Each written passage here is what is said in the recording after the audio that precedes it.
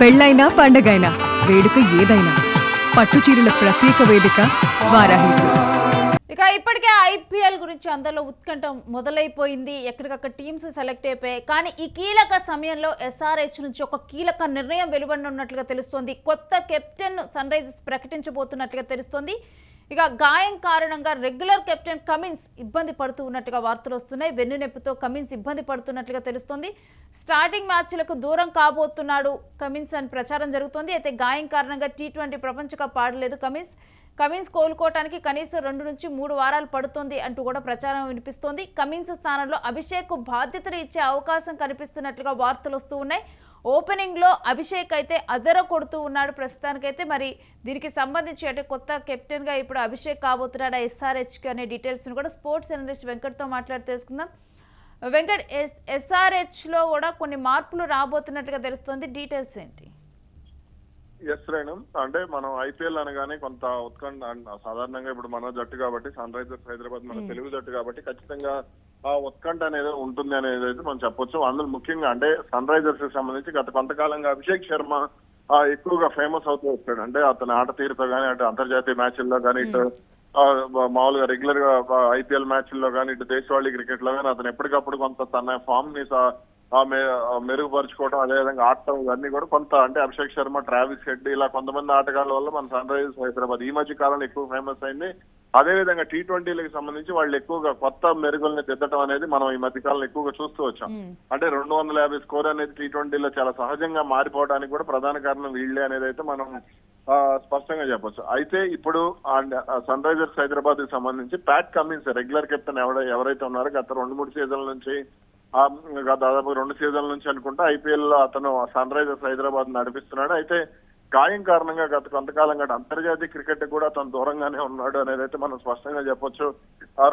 2026 మొన్న జరిగినటువంటి ప్రపంచ కప్ లో కూడా అతను ఫిబ్రవరి మార్చి నెలలో జరిగినటువంటి ప్రపంచ కప్ లో కూడా అతను దూరం కావడం జరిగింది. దీంతోనే కొంత అంటే అటు గాయం ఇంకా పూర్తిగా కోలుకోలేదు అనేది అయితే స్పష్టంగా అర్థమవుతుంది. అందుకని అతన్ని తుది అంటే ఇప్పుడు ఐపీఎల్ కి సంబంధించి కొంత సందిగ్ధత అయితే నెలకొంది. అతను ఆడతాడా లేదా అంటే ఫస్ట్ మ్యాచ్లకు సంబంధించి ఏదైతే తొలి షెడ్యూల్ 20 మ్యాచ్లకు సంబంధించి షెడ్యూల్ రిలీజ్ చేశారు, ఈ షెడ్యూల్ అతను ఆడతాడా లేదా అనే దానికి సంబంధించి క్లారిటీ రావట్లేదు.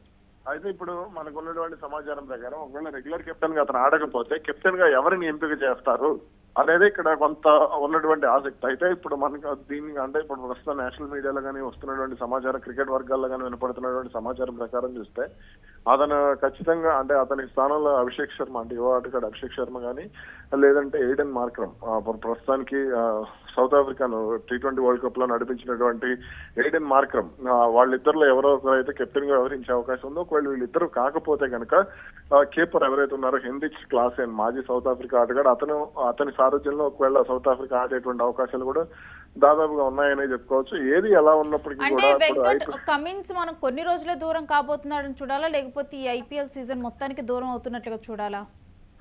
అయితే ఇతను దాదాపుగా ఐపీఎల్ సీజన్ మొత్తానికి దూరం అయ్యేటువంటి అవకాశాలే కనపడుతున్నాయి అనే మాట ప్రధానంగా వినపడుతుంది. ఎందుకంటే అతను గాయం నుంచి కోలుకోలేదు. T20 వరల్డ్ కప్ కి సంబంధించి కూడా కొన్ని రోజులు అంటే గ్రూప్ మ్యాచ్లకు దూరం అవుతాడు అనే ప్రచారం జరిగింది. కానీ అయినా సరే అతను కోలుకోలేదు. గ్రూప్ మ్యాచ్లు అయిపోయింది. గ్రూప్ మ్యాచ్ లోనే ఆస్ట్రేలియా కూడా వెనక్కి వెళ్ళిపోయింది. కాబట్టి ఆ తర్వాత కూడా అతను కోలుకున్నట్టు ఎటువంటి సమాచారం కూడా రాలేదు. కాబట్టి అటు ఆస్ట్రేలియాతో జరిగినటువంటి T20 సిరీస్ లో కూడా అతను పాకిస్తాన్ తో జరిగినటువంటి T20 సిరీస్ లో కూడా అతను ఆడలేదు. కాబట్టి ఇప్పుడు మరి అంటే ఐపీఎల్ కి సంబంధించి ఎటువంటి క్లారిటీ అంటే ఈ ఫస్ట్ షెడ్యూల్ 20 మ్యాచ్లకు సంబంధించి అతను ఆడతాడా లేదా అనేది చూడాలి. అటు క్రికెట్ ఆస్ట్రేలియా కూడా అతని గాయానికి సంబంధించి కొంత సీరియస్ గానే ఫోకస్ పెట్టింది. ఎందుకంటే వాళ్ళు 2026కి సంబంధించి అంటే 26లో టెస్ట్ క్రికెట్ ఎక్కువగా ఆడుతున్నారు. ముఖ్యంగా భారత్ తో 4 టెస్టుల సిరీస్ ఇవన్నీ ఉన్నాయి. కాబట్టి మరి ఏం చేయబోతున్నారు ఏంటనేది కూడా చూడాలి.